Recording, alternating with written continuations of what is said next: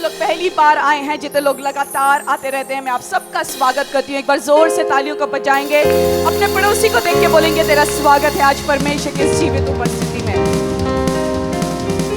एक बार पड़ोसी को देख के बोलिए तेरा स्वागत है आज परमेश्वर की इस जीवित उपस्थिति में। और आज उनको देख के बोलिए आज तू सेम वापस नहीं जाएगा। आज पूछो क्या तू गवाही के साथ आया है? अगर तेरे पास गवाही है तो पीछे जाइए, टेस्टिमनी एनकाउंटर में अपनी गवाही को लिखवाइए। और हम गवाही किस लिए देते हैं? हम गवाही किस लिए देते हैं? ताकि हम परमेश्वर के नाम को महिमा देने पाए। किसी मनुष्य, किसी संस्था, किसी ऑर्गेनाइजेशन को हम धन्यवाद नहीं करते, परंतु हम परमेश्वर के नाम को महिमा देते हैं। और वही परमेश्वर है जो हमारे जीवन में अद्भुत कार्यों को करता है। और आज आपने बहुत सारी गवाहियां सुनी। आपने सुना कि कैसे दुष्ट आत्माओं से लोग आजाद हुए, कैसे लोगों की रोशनी जो देख नहीं सकता था परमेश्वर ने उसके आंखों को छुआ। फाइनेंशियल कर्सेस में थे, घटियां थी, उसमें से परमेश्वर ने लोगों को आजाद किया। और कितने लोगों ने रिसीव किया आज उस गवाहियों को?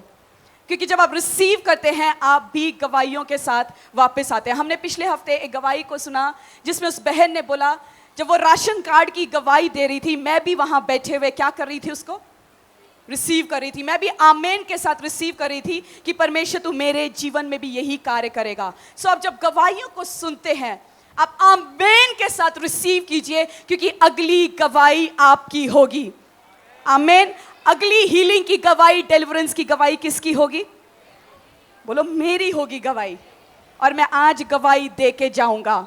आज जितने लोग दर्दों के साथ आए, आप इंस्टेंट हीलिंग आज अपने आप को चेक करके देखेंगे। आज ले हैंड के बाद जब आप ले हैंड से गुजरोगे, उसके बाद आप अपने आप को चेक करके देखोगे। जो बीमार है अपने आप को चेक करके देखेंगे और इंस्टेंटली आपने गवाही देना। आपने भाग के जाना है। जितने वॉलंटियर्स हैं जिन्होंने बैज पहन रखा है, जो वॉलंटियर्स जिन्होंने बैज पहन रखा है, आप उनके पास जाएंगे और उनको बताएंगे मेरे पास गवाही है। सो आज वॉलंटियर्स भी अपने आंखों को, कानों को खोल के सतर्क रहेंगे, क्योंकि आज परमेश्वर बड़े कार्यों को करने जा रहा है। आमीन। सो आइए, ये समय है परमेश्वर के भवन के लिए बोने का। आप जानते हैं जब मूसा और इजरायलियों को परमेश्वर छुड़ा के लेके आया उस मिस्र में से, मूसा ने बोला कि परमेश्वर मैं तेरा धन्यवाद करता हूं कि तू मेरा बल, तू मेरा गढ़ है, मेरा सर्वशक्तिमान परमेश्वर है, और मैं तेरे लिए भजन गाऊंगा, मैं तेरे लिए गीतों को गाऊंगा। आज कितने लोगों ने गीतों को गाया? आज आपने वर्शिप किया, आज आपने आराधना में बोला परमेश्वर तू मेरा बल, मेरी चट्टान, मेरा सर्वशक्तिमान परमेश्वर है। और लास्ट में मूसा ने एक चीज बोला कि परमेश्वर मैं तेरे लिए निवास स्थान को बनाऊंगा। क्या बोला मूसा ने? मूसा ये चीज जान गया था कि परमेश्वर जिसने मुझे छुड़ाया, उन लाल समुद्र को दो भागा करके दिखाया, वो सर्वशक्तिमान परमेश्वर है। जबकि मूसा ऑलरेडी परमेश्वर की उस उपस्थिति में जाता था, उस पर्वत में परमेश्वर से मुलाकात करता था, जहां से वो आज्ञाओं को लेके आता था। परंतु उन सब के बाद भी मूसा ने बोला कि मैं तेरे लिए एक निवास स्थान को बनाऊंगा, एक भवन को बनाऊंगा, एक तंबू को बनाऊंगा, जहां पे तेरा परमानेंट निवास होगा। और जब आप दाऊद के विषय में पढ़ते हैं, जब आप दाऊद भजन संहिता 132 भजन संहिता 132 जब आप पढ़ेंगे, उसमें दाऊद कहता है 132 का 3, निश्चय मैं उस समय तक अपने घर में प्रवेश न करूंगा और न अपने पलंग पर चढ़ूंगा और न अपनी आंखों में नींद और न अपनी पलकों में झपकी आने दूंगा, जब तक मैं यहोवा के लिए एक स्थान अर्थात याकूब कि सर्वशक्तिमान के लिए निवास स्थान न पाऊं। यहां पे भजनकार कहता है कि परमेश्वर, दाऊद हमेशा कहता था कि मैं सोऊंगा नहीं, मैं अपनी आंखों में झपकी नहीं आने दूंगा, मैं अपने घर में कैसे एंटर करूं जब तक तेरे लिए निवास स्थान ना बना हो। सो दाऊद की इच्छा क्या थी? परमेश्वर के लिए एक निवास स्थान, द हाउस ऑफ गॉड, परमेश्वर के लिए एक निवास स्थान को बनाना, उस घर को, उस मंदिर को, उस कलीसिया का एस्टैब्लिश करना, निर्माण करना। मूसा की दिल की इच्छा थी, दाऊद की दिल की इच्छा यही थी। दाऊद बोलता है परमेश्वर मैं अपने खाट में कैसे सो सकता हूं, मैं आराम कैसे कर सकता हूं, मैं अपने घर के अंदर कैसे जाऊं, मैं अपने घर का निर्माण कैसे शुरू कर दूं जब तक तेरा भवन नहीं बना हो।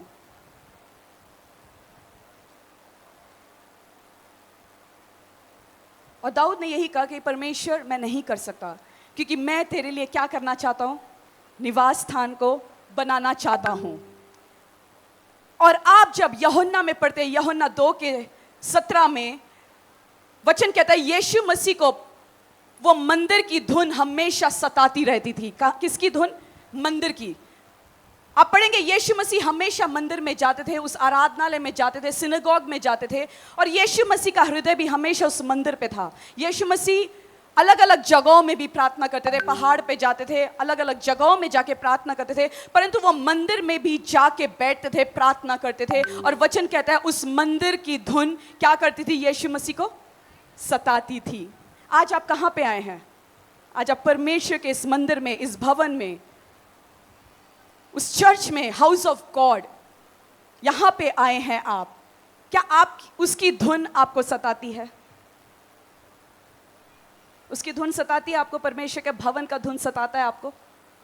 क्या आप भी यही बोलते हैं कि परमेश्वर जब तक तेरा निवास स्थान का काम कंप्लीट नहीं होगा मैं सोऊंगा नहीं, मैं चैन की नींद नहीं ले सकता, क्योंकि तेरा भवन का काम अभी तक कंप्लीट नहीं हुआ, तेरा निवास स्थान कंप्लीट नहीं हुआ, तो मैं कैसे आराम से बैठ सकता हूं? मैं अपने घर का निर्माण कैसे कर सकता हूं?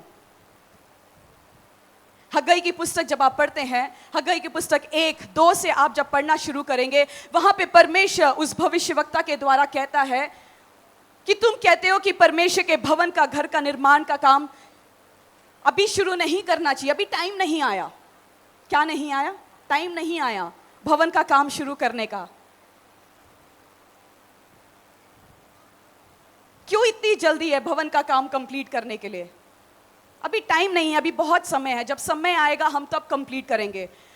और परमेश्वर उस भविष्यवक्ता के द्वारा कहता है कि तुम अपने घर का काम करने के लिए तो बहुत फुर्तीले हो जाते हो, अपना घर का काम, उस कंस्ट्रक्शन का काम करने के लिए तुम बहुत जल्दीबाजी दिखाते हो, पर जैसे भवन का काम का होता है तब तुम ढीले पड़ जाते हो। और इज़राइलियों को बोला कि तुम जाओ, उन पहाड़ों पे चढ़ जाओ, मेहनत करो, लकड़ियों को लेके आओ और मेरे भवन का काम क्या करो? कंप्लीट करो। हग्गई की पुस्तक, हग्गई की पुस्तक 1-2 से, सेनाओं के यहोवा यूं कहता है, ये लोग कहते हैं कि यहोवा का भवन बनाने का समय नहीं आया। क्या कहते हैं? यहोवा का भवन बनाने का समय नहीं आया।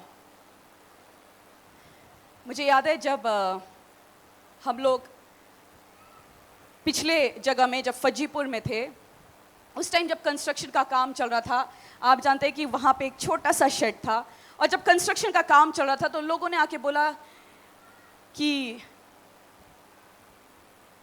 अगर हम रेंट की जगह पे है तो रेंट की जगह में इतना पैसा लगाने की क्या जरूरत है? और परमेश्वर के दास का हमेशा यही रिस्पॉन्स होता है, मेरा प्रॉफिट जो है वो जब आत्माएं आती है, अपनी गवाहियों को देती है, वही मेरा प्रॉफिट है। क्या है प्रॉफिट? क्या है? चर्च कोई बिजनेस नहीं है, व्यवसाय नहीं है, हम प्रॉफिट लॉस नहीं देखते। हमारा प्रॉफिट क्या है? आत्माएं आती है, सुसमाचार को सुनती है, जाती है, अपनी टेस्टिमनीज को देती है, यही है चर्च का प्रॉफिट। और कोई यहाँ पे कोई धंधा नहीं चलता, कोई प्रॉफिट लॉस स्टेटमेंट नहीं है। यहाँ पे लोग बोलते हैं रेंट की जगह में पासी इतना इन्वेस्ट करने की जगह जरूरत क्या है? कितने लोग रेंट के घरों में रहते हैं? अपने हाथों को उठाए। कितने लोग रेंट के घरों में रहते हैं? अपना घर नहीं है आपका, आप रेंट के घर में हैं। ऊंचा उठाए। मैं एक क्वेश्चन आपसे पूछना चाहती हूँ, आपके घर में बेड है? बेड है? बेड पे नहीं सोते आप? कुर्सियां हैं? पंखा है? कूलर है? किचन में मिक्सी है? सोफा है? हम रेंट की जगह में चीज़ों को लेते हैं। जब घर की बात आती है हम चीज़ों को लेते हैं। हम घर रेंट में जब रहते हैं तब हम ये क्यों नहीं सोचते भाई हम तो रेंट पे रहते हैं, चीज़ों को क्यों ले? जब अपना घर होगा हम तभी बेड खरीदेंगे, अपना घर होगा तभी हम सोफ़ा लेंगे, अपना घर होगा तभी मिक्सी लेंगे, अपना घर होगा तभी हम चिमनी लगाएंगे। हम अपने घर के बारे में बहुत कुछ सोचते हैं, बट जब चर्च के बारे में आता है, जब चर्च कंस्ट्रक्शन के बारे में आता है, हम बोलते हैं कि पासी रेंट की जगह में क्यों इतना पैसा इन्वेस्ट करना। परमेश्वर ने उस भविष्यवक्ता के द्वारा क्या बोला? तुम कहते हो परमेश्वर के घर का निर्माण का टाइम नहीं आया, तुम कहते हो जब अपनी जगह आएगी तभी हम बनाएंगे, अभी समय नहीं आया। अभी क्या नहीं आया? समय नहीं आया। पर तुम अपने घर में सामान लेने के लिए, अपने घर का निर्माण करने के लिए तो तुम रेडी रहते हो। और इसी कारण तुम में से बहुत लोगों के जीवन में बहुत सारे काम होते भी नहीं हैं। आगे जब हम पढ़ेंगे उसी हग्गई की पुस्तक 4:1-4, क्या तुम्हारे लिए अपने छत वाले घरों में रहने का समय है? क्या कहा परमेश्वर ने? तुम्हारे लिए अपने घर के उस छत में रहने का समय आ गया, जबकि यह भवन उजाड़ पड़ा है। इसीलिए अब सेनाओं का यहोवा यूं कहता है, अपनी अपनी चाल चलन पर ध्यान रखो। तुमने तो बहुत बोया परंतु थोड़ा काटा, तुम खाते हो परंतु पेट नहीं भरता, तुम पीते हो परंतु प्यास नहीं बुझती, तुम कपड़े तो पहनते हो परंतु तुम गरमाते नहीं, और जो मजदूरी कमाता है वह अपनी मजदूरी की कमाई को छेद वाली थैली में रखता है। परमेश्वर क्या कहता है? तुम कमा के तो बहुत आते हो, बट तुम्हारे लाइफ में सेटिस्फैक्शन ही नहीं है, कमी है।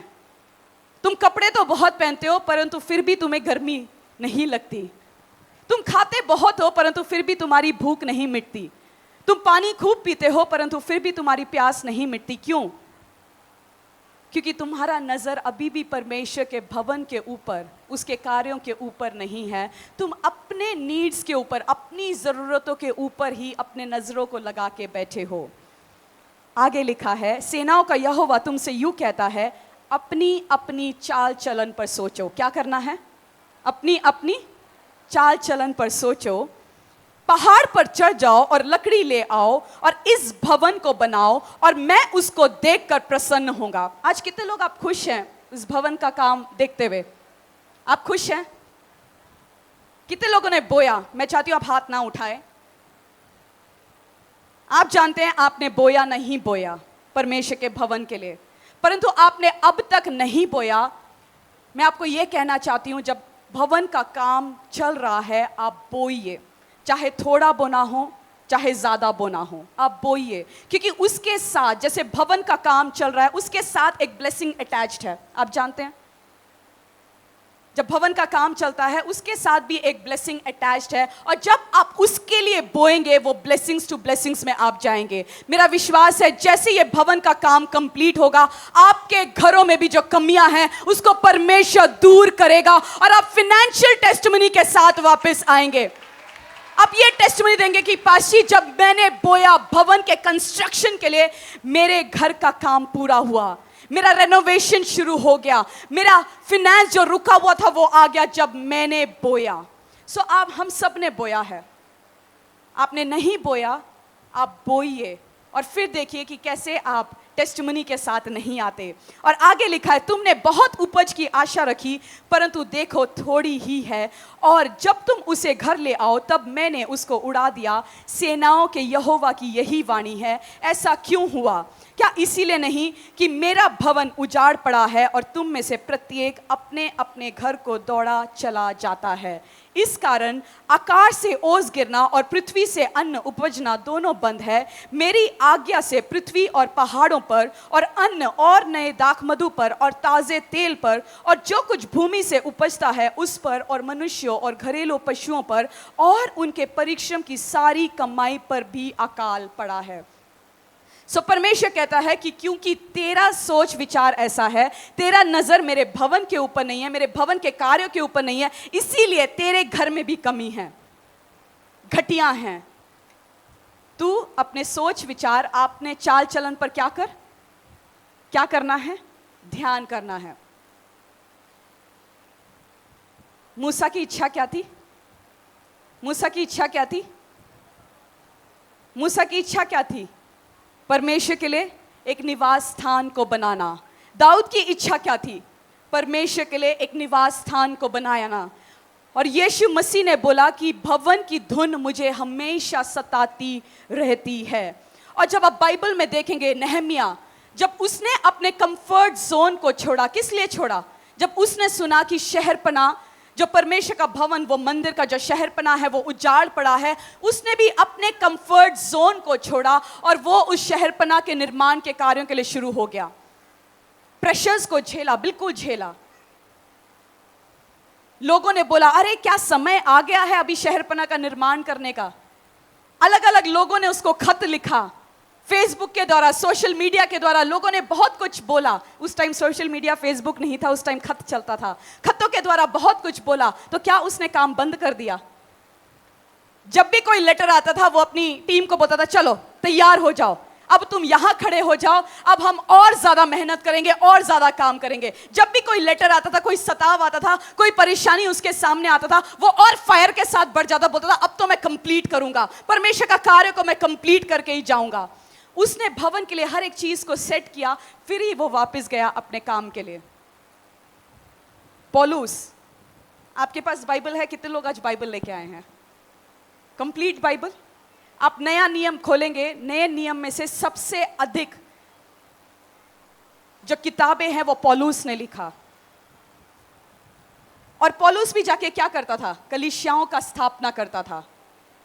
परमेश्वर ने पौलुस से बात किया, परमेश्वर ने मूसा से बात किया, परमेश्वर ने दाऊद से बात किया, परमेश्वर यीशु मसीह से बात करता था, परमेश्वर ने नेहमिया से बात किया। और उन सब ने अपने कंफर्ट जोन को छोड़ा और परमेश्वर के कार्यों के लिए वो लग गए। अपने कंफर्ट जोन से वो बाहर निकले और परमेश्वर के कार्यों के लिए जुड़ गए। सो आपने और मैंने क्या करना है? परमेश्वर के भवन के लिए, परमेश्वर के कार्यों के लिए जुड़ जाना है और परमेश्वर के मंदिर को जल्द ही जल्द कंप्लीट करना है। और फिर परमेश्वर बोलता है, जब मैं मंदिर को देखता हूं, अपने भवन को देखता हूं, तो मैं क्या हो जाता हूं? प्रसन्न होता हूं। और आप जानते हैं नेहमिया ने लास्ट में क्या बोला? कि परमेश्वर तू मुझे याद रखना। क्या परमेश्वर आपको याद रखेगा? याद रखेगा आपको? आप पौलुस के जब किताबें पढ़ते हैं, पौलुस के साथ जो सेवकाई में था, पौलुस ने उसको याद रखा अच्छे टर्म्स में। और जो पौलुस के साथ सेवकाई में गलत करता था, पौलुस ने उनको भी याद रखा, बट गलत उसमें। सो याद तो दोनों को रखते हैं, एक अच्छे सेंस में भी और एक गलत सेंस में। परमेश्वर आपको कैसे याद रखेगा? क्या परमेश्वर बोल सकता है, इसने बोया, इसने सेवा किया, भवन की धुन मुझे सताती है? क्या भवन की धुन आपको सताती है? परमेश्वर के मंदिर का धुन आपको सताता है क्या? क्या आपके अंदर वो ज़ील है कि मैं परमेश्वर के लिए कुछ कर सकूं? आप सोचिए, वो बादशाहों का बादशाह, वो सर्वशक्तिमान परमेश्वर, जिसने सूर्य, चंद्रमा, तारागण, सब चीज की स्थापना की, जिसने आपके शरीरों में अंगों का निर्माण किया, उसको किसी चीज की जरूरत नहीं है। बट जब हम बोते हैं, हम सेवा करते हैं, हम परमेश्वर को बताते हैं कि परमेश्वर मैं तुझसे प्रेम करता हूँ, इसीलिए मैं तेरे भवन के लिए, तेरे भवन के कार्यों के लिए बोता हूँ। हम ये समझते हैं कि परमेश्वर मेरा सोर्स, मेरा सोत्र, मेरा सोता कौन है? परमेश्वर है। परमेश्वर की ओर से मुझे मिलता है और मैं वापस किसको देता हूँ? परमेश्वर के हाथों में।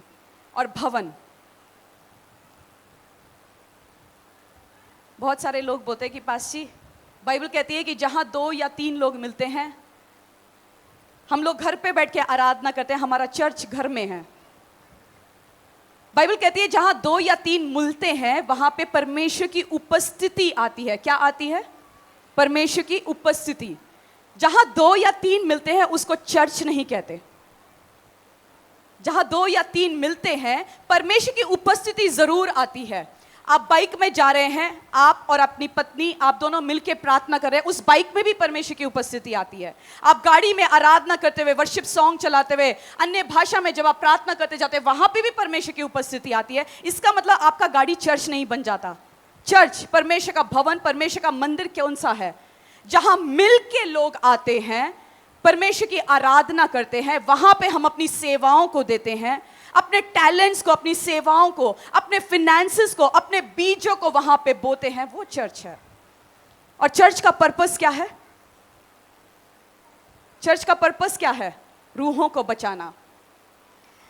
जब हम यहाँ पे जब कंस्ट्रक्शन का काम शुरू किया जनवरी के महीने में, उस टाइम आपको याद है कि सिर्फ बाउंड्री था, उसके अलावा कुछ भी नहीं था। बाउंड्री था और ये स्टेज बन चुका था, और पास्टी और मेरा ऑफिस था, जो ये कंटेनर आप यहाँ पे देखते हैं, हम वहाँ कंटेनर में बैठते थे। 1-1.5 महीना नहीं, 2-3 महीना हम उस कंटेनर में ही बैठते थे। और एक दिन एक भाई मिलने आया, चर्च देखने के लिए आया, और जैसे हम बात कर रहे थे, पास्टर ने उनको बोला कि रेंट की जगह पे है ये, और उन्होंने पूछा अच्छा आप रेंट कितना देते हो, तो हमने बताया इतना इतना रेंट है। और उस भाई ने बोला कि हरीश, आप लोग बहुत ही अच्छा काम कर रहे हो, क्योंकि हम सब इस धरती में तो रेंट पे ही रह रहे हैं। किसी का अपना है ये धरती? धरती अपना है? हम सब क्या है, धरती पे रेंट पे हैं। हमारा घर कहाँ पे है? कहाँ पे हमारा घर? हम सब यहाँ कहाँ, किस में रह रहे हैं? हम रेंट पे हैं। और उस भाई ने बोला कि हरीश, हम सब यहाँ रेंट पे रह रहे हैं, परंतु हम जो धन दौलत, तो जो तू चर्च में यहाँ पे इन्वेस्ट कर रहा है, वो एक्चुअली तू स्वर्ग के लिए इन्वेस्ट कर रहा है, और तुझे प्रॉफिट और तुझे वहीं पे सब कुछ दिया जाएगा। सो कभी ये मत सोचिएगा कि क्या हम रेंट की जगह में इन्वेस्ट इतना करना हमारे लिए ठीक है। हमारा प्रॉफिट कहाँ है? हमें प्रॉफिट वहां मिलेगा जब आत्माएं जीती जाएंगी, जब हजारों लोग कलीसिया में मिलकर आराधना करते हैं, जब टेस्टिमनीज आते हैं, जब लोग नशों से आजाद होते हैं, वो हमारा प्रॉफिट है। सब अपने पड़ोसी को देख के बोलिए, इस धरती पे हम सब क्या हैं? हम सब रेंट पे हैं। हमारा घर कहां पे है? जो बोलते हैं ना मेरा अपना घर है, फरीदाबाद में सबसे पॉश सोसाइटी में 15 की मार्केट में है, 14 की मार्केट में है। मैं 21 सेक्टर में रहता हूं, मैं डिफेंस कॉलोनी में रहता हूं।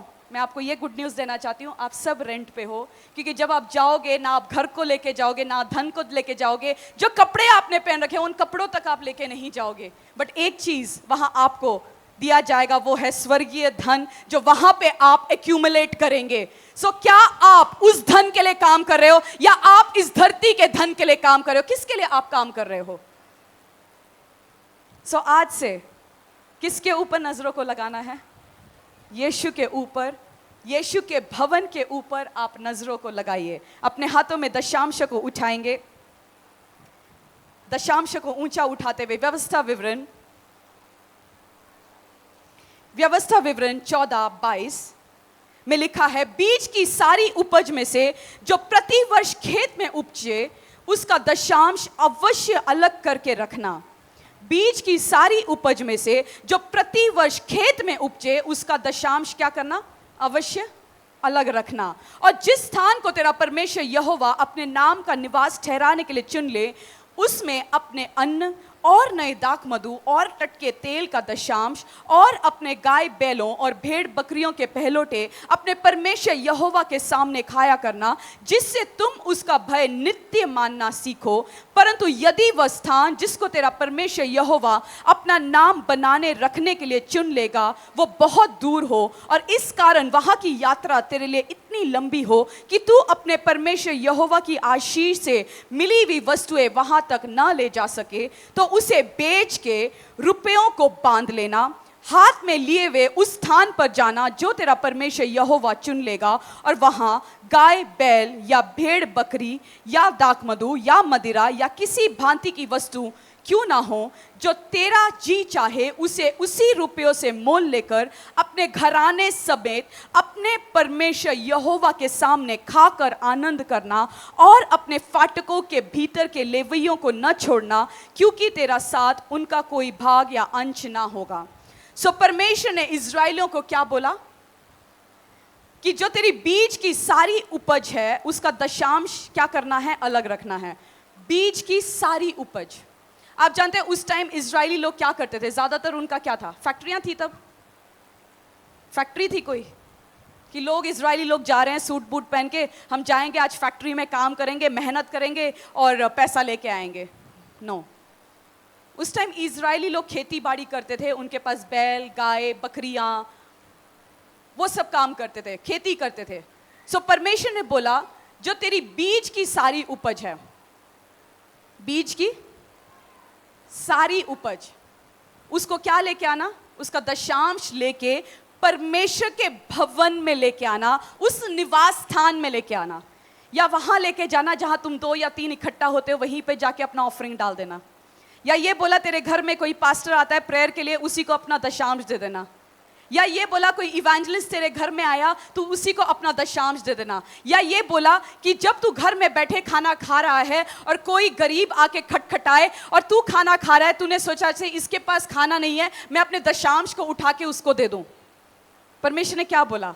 अपने दशांश को कहां लेके आना है? परमेश्वर के मंदिर में, उस भवन में, उस निवास स्थान में जो परमेश्वर ने तेरे लिए चुना हो। किसने चुना? किसने चुना? परमेश्वर ने तेरे लिए चुना हो। सो दशांश परमेश्वर के भवन का, परमेश्वर के घर का हिस्सा है। और वचन कहता है सारे दशांशों को और बीज की सारी उपज को। जैसे एग्जाम्पल मैं कहती हूं,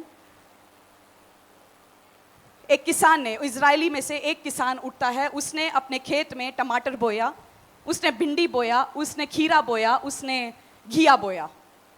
परमेश्वर कहता है जो भी तेरा उपज आएगा, अब भिंडी का उपज आएगा, खीरा का उपज आएगा, तेरे टमाटर का भी उपज आएगा, सब उपज का दशांश तुझे लेके आना है।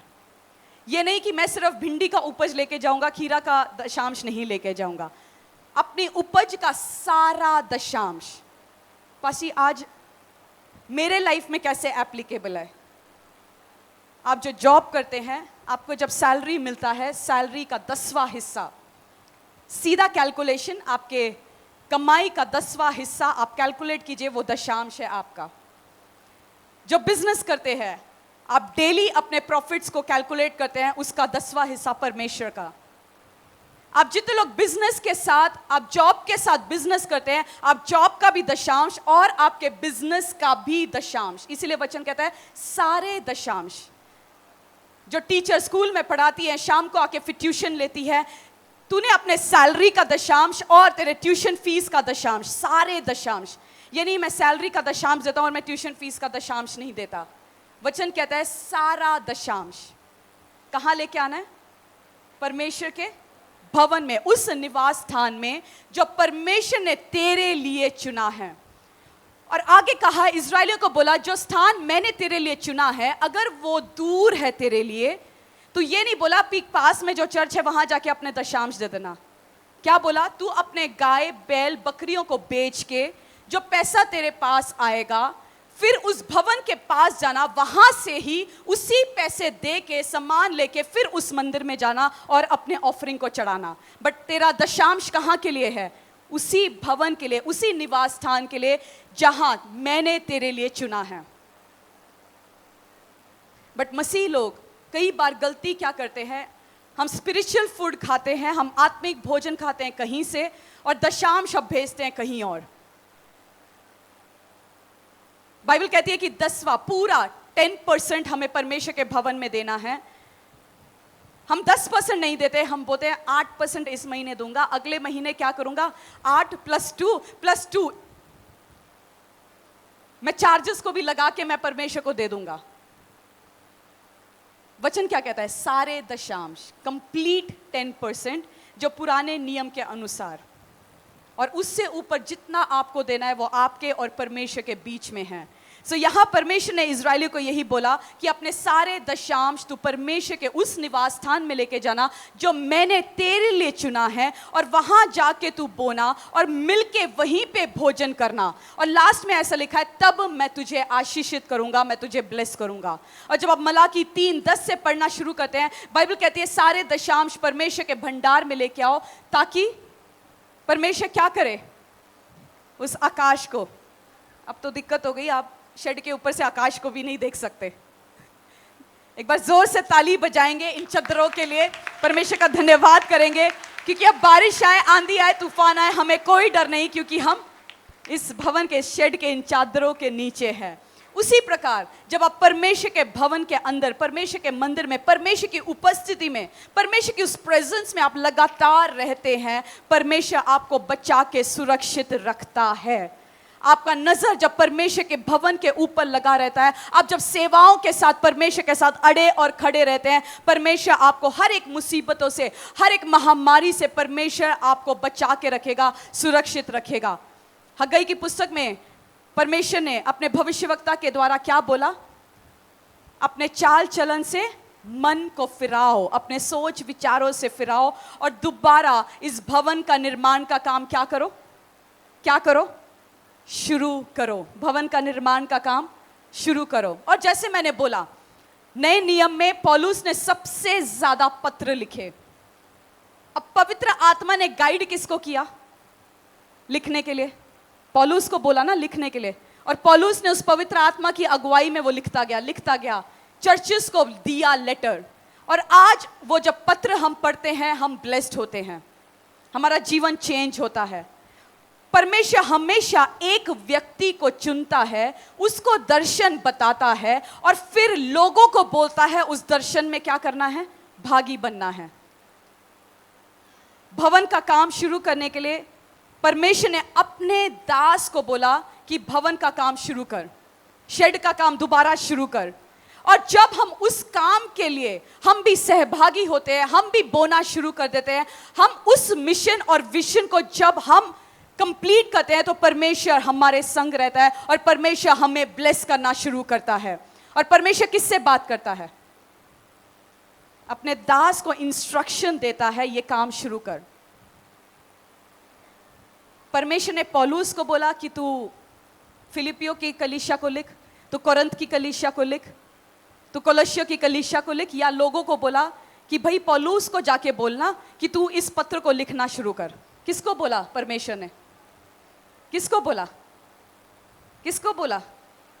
पौलुस को बोला, अपने दास को बोला कि भाई ये समस्या है, ये प्रॉब्लम है, तू एड्रेस करना शुरू कर। पौलुस को इस्तेमाल किया, परमेश्वर ने दाऊद को इस्तेमाल किया, परमेश्वर ने नेहमिया को इस्तेमाल किया शहरपना निर्माण करने के लिए, और फिर लोगों को नेहमिया के साथ खड़ा किया उस फाइनेंशियल ब्लेसिंग्स को देने के लिए। परमेश्वर अपने दास को चुनता है, उसको विजन दिखाता है, कलीसिया के लिए विजन दिखाता है, और फिर जब हम उस दास के विजन को एकम्प्लिश करते हैं, परमेश्वर हमें भी एस्टैब्लिश करता है, हमें भी ब्लेस करता है और हमें सेम नहीं जाने देता है। आमीन। सो आज से आप निर्णय क्या लेंगे? दशांश किसका है? परमेश्वर के भवन का है। हमारा दशांश, याद रखना, चैरिटी नहीं है। हम जो गरीब को खाना खिलाते हैं वो हमारा दशांश नहीं है। हम फादर टू फादरलेस के लिए देते हैं, वो हमारा दशांश नहीं है। दशांश है, परमेश्वर का वचन कहता है सारे दशांश परमेश्वर के भवन में लेके आओ, ताकि परमेश्वर के भवन में किसी भी भोजन वस्तु की कमी ना हो। और परमेश्वर कहता है ऐसा करके मुझे क्या करो? परख के देखो कि मैं आकाश के झरोकों को तेरे लिए खोल कर तेरे ऊपर अपरंपरार आशीषों की वर्षा करता हूं कि नहीं। क्या करूंगा? तेरे लिए आकाश के झरोकों को खोल दूंगा और मैं इतना दूंगा कि रखने की जगह कम पड़ जाएगी। सो पैरों में खड़े हो जाएंगे और बोलेंगे परमेश्वर तेरा वायदा है, जब मैं दशांश को बोऊंगा तू इतना देगा कि रखने की जगह कम पड़ जाएगी। मेरे जीवन से हर एक फाइनेंशियल कर्सेस को तू कैंसिल कर देगा परमेश्वर, और एबंडेंस मेरे जीवन का हिस्सा होगा। एबंडेंस, भरपूरी, ओवरफ्लो मेरे जीवन का हिस्सा होगा। परमेश्वर ये तेरा वायदा है। हाथों में उठाएंगे उन दशांशों को, थैंक यू जीसस बोलते हुए बोलेंगे परमेश्वर, दशांश को उठाते हुए थैंक यू जीसस बोलते हुए बोलेंगे परमेश्वर इन दशांश के लिए मैं धन्यवाद करता हूं। आज आप धन्यवाद कीजिए अपने जॉब के लिए, अपने व्यवसाय के लिए, जिसके द्वारा परमेश्वर आपको ब्लेस करता है, जहां से आपको फाइनेंशियल ब्लेसिंग मिलता है। आपके सैलरीज के लिए, आपके प्रॉफिट्स के लिए, इन इंसेंटिव्स के लिए आप धन्यवाद कीजिए। अपने बॉसेस के लिए धन्यवाद कीजिए, अपने अधिकारियों के लिए धन्यवाद कीजिए। बोलिए परमेश्वर इनके द्वारा खुदावन तू मेरे को ब्लेस करता है, मेरे लिए तू फेवर को रिलीज करता है पिता परमेश्वर। और तूने बोला जब हम दशांश में विश्वास योग्य होंगे तू इतना देगा कि रखने की जगह कम पड़ जाएगी, रखने की जगह कम पड़ जाएगी। तूने बोला तेरा फल कच्चा नहीं गिरेगा, तेरी टेस्टिमनीज कच्चे नहीं गिरेंगे, ये तेरा वायदा है पिता परमेश्वर। मेरे प्रॉफिट्स, मेरे इंसेंटिव्स कच्चे नहीं गिरेंगे, ये तेरा वायदा है पिता परमेश्वर। हाथों में जो कंस्ट्रक्शन के लिए आप लेके आए हैं, जो कंस्ट्रक्शन के लिए आप लेके आए हैं, आपने अब तक नहीं बोया कंस्ट्रक्शन के लिए,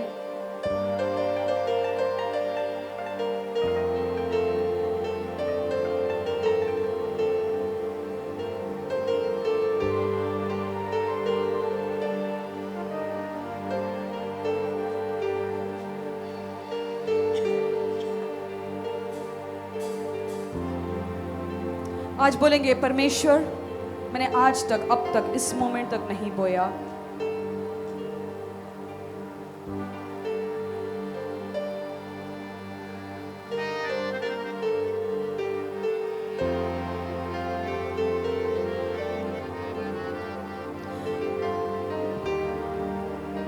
तूने परमेश्वर अपने नबी के द्वारा बोला कि तू अपने घर का निर्माण करने के लिए लग गया है जब मेरा भवन उजाड़ पड़ा है। तू अपने घर की जरूरतों को पूरा कर रहा है जब मेरा घर कंप्लीट नहीं है। तूने बोला जा उन पहाड़ों पे चढ़ जाओ, इजरायलियों को बोल जाओ पहाड़ों पर चढ़ जाओ, उन लकड़ियों को लेके आओ, मेहनत करो और मेरे भवन को दोबारा बनाना शुरू करो, उसको कंप्लीट करो। तूने बोला कि जब वो भवन का काम कंप्लीट हो जाएगा मैं प्रसन्न होऊंगा, मैं खुश होऊंगा। परमेश्वर तेरा ध्यान, तेरा नजर हमेशा तेरे भवन के ऊपर लगा रहता है। तेरे किंगडम को एस्टैब्लिश करने के लिए तू लगा रहता है पिता परमेश्वर।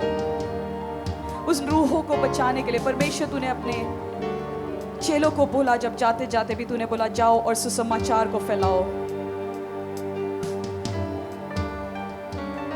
वो लोग जो गुनाहों में हैं, पापों में हैं, उनको जाके मेरे प्रेम के बारे में बताओ ताकि वो छुड़ाए जाए, वो रूहें बचाई जाए। परमेश्वर हम जानते हैं जो चर्च का पर्पस है वो आत्माओं को, रूहों को बचाने का है पिता परमेश्वर।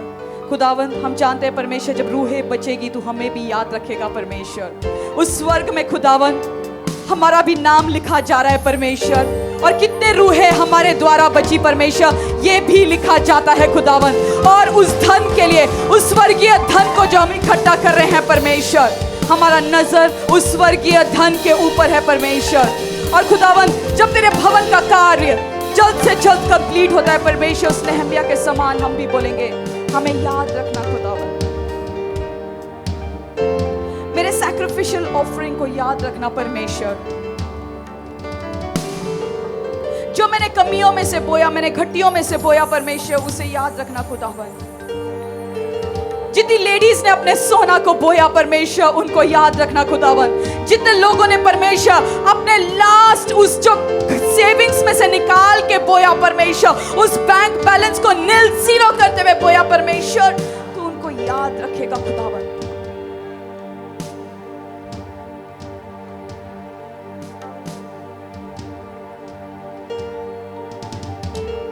Remember us, O Lord. परमेश्वर हमें याद रखना परमेश्वर।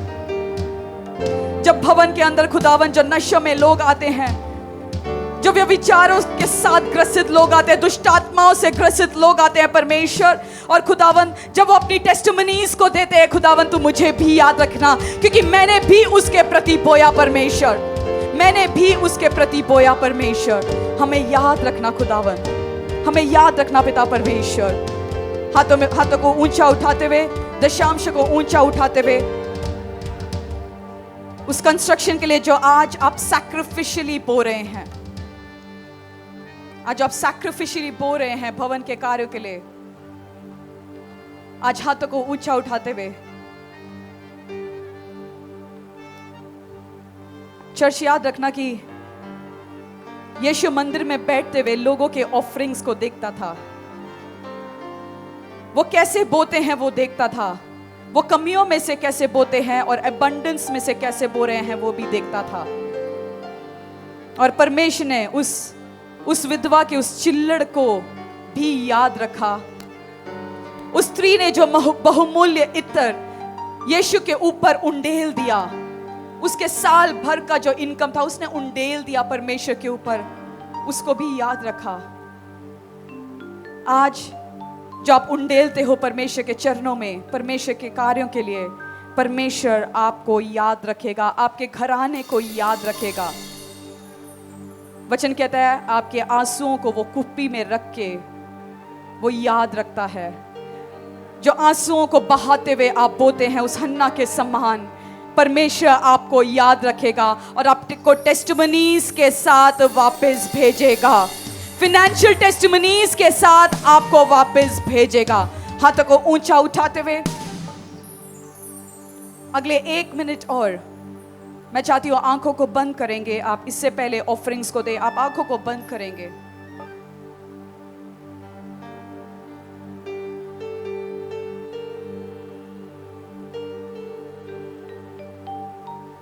धन्यवाद करते हुए परमेश्वर का, जो हाथों में परमेश्वर ने आपके हाथों में उन दशांश को दिया और जो आप कंस्ट्रक्शन के लिए आज बो रहे हैं, जो सुसमाचार के लिए आप बो रहे हैं, उन पैम्फलेट्स के लिए जो आप बो रहे हैं, जीसस किचन के लिए, फादर टू फादरलेस के लिए, कलीसिया के अलग अलग कार्यों के लिए जो आप बो रहे हैं, परमेश्वर का धन्यवाद कीजिए और बोलिए परमेश्वर तू मुझे और बीजों को देगा ताकि मैं और बो सकूं। बोलो परमेश्वर तू मुझे और फाइनेंशियली ब्लेस करेगा ताकि मैं दूसरों के लिए एक ब्लेसिंग का कारण बन सकूं। और खुदावन जब तेरे भवन का काम कंप्लीट होता है परमेश्वर, तेरा भवन का कार्य जैसे बन रहा है, चल रहा है, और जैसे तेरे भवन का कार्य कंप्लीट होगा तू लोगों के घर को भी एस्टैब्लिश करेगा परमेश्वर, उनके रिलेशनशिप्स को एस्टैब्लिश करेगा परमेश्वर, उनके फाइनेंसेस को तू एस्टैब्लिश करेगा परमेश्वर। तूने बोला कि मैं इतना दूंगा कि रखने की जगह कम पड़ जाएगी परमेश्वर। फाइनेंशियल ब्रेक थ्रूज इन लोगों के जीवन का हिस्सा होगा परमेश्वर। तू बोने वालों के हाथों में इतना देगा कि रखने की जगह कम पड़ जाएगी। हाथों को ऊंचा उठाते हुए थैंक यू जीसस बोलते हुए, थैंक यू जीसस बोलते हुए, अपने दशांश को ऊंचा उठाते हुए उन ऑफरिंग्स को, उन कंस्ट्रक्शन के लिए जो आप बो रहे हैं उनको ऊंचा उठाते हुए थैंक यू जीसस बोलते हुए आज बोलिए थैंक यू लॉर्ड, मेरे हाथों में इस फाइनेंसेस को दिया। यीशु के नाम से इस प्रार्थना को मांगते हैं और सब मिल के कहे आमीन आमीन आमीन आमीन आमीन हालेलुया। आइए नाचते हुए झूमते हुए परमेश्वर की आराधना करेंगे। और जैसे आप ऑफरिंग्स को उन बाल्टियों में डाल रहे हैं, जितने लोग ऑनलाइन हमारे साथ जुड़े हैं, अगर आपने निर्णय लिया कि ये मेरा निवास स्थान परमेश्वर का भवन, यहीं से मैं जुड़ूंगा, यही मेरा चर्च है। आप दूर से देख रहे हैं, आप वो नहीं जो फरीदाबाद में बैठ के ऑनलाइन मीटिंग को अटेंड कर रहे हैं, आप दूर से हमारे साथ जुड़ रहे हैं, आपके आसपास कोई जीवित चर्च नहीं है, आप हमारे साथ जुड़े हैं। आपने अपने दशांश को भेजना है, अपने ऑफरिंग्स को आप भेजिए। जो पेटीएम नंबर, जो अकाउंट नंबर जो स्क्रीन में आपको दिखाया जा रहा है, आप उसमें भेज सकते हैं। परमेश्वर का धन्यवाद करेंगे। जैसे आप अपनी गवाहियों को वीडियो टेस्टिमनीज के द्वारा भेजते हैं, आप घर बैठे अपनी गवाहियों को रिसीव करते हैं, वैसे ही आप अपने दशांश को, अपने ऑफरिंग्स को भेजें और ब्लेस हो जाएंगे। आमीन। आइए हाथों को उठाएंगे। चर्च ऑफरिंग को बाल्टियों में डालने के बाद वर्शिप करेंगे, आराधना करेंगे और कम्युनियन प्रभु भोज जैसे आपके हाथों में आएगा, जो परमेश्वर का दे और परमेश्वर का लहू। अगर आपने पानी का बपतिस्मा लिया है तो ही आप प्रभु भोज लेना। अगर आपने पानी का बपतिस्मा नहीं लिया तो आप प्रभु भोज न लीजिएगा। जो पैकेट आएगा जूस और रोटी का वो आप मत लीजिए। अगर आपने बपतिस्मा लिया है तो ही आप उस प्रभु भोज में पार्टिसिपेट कीजिएगा।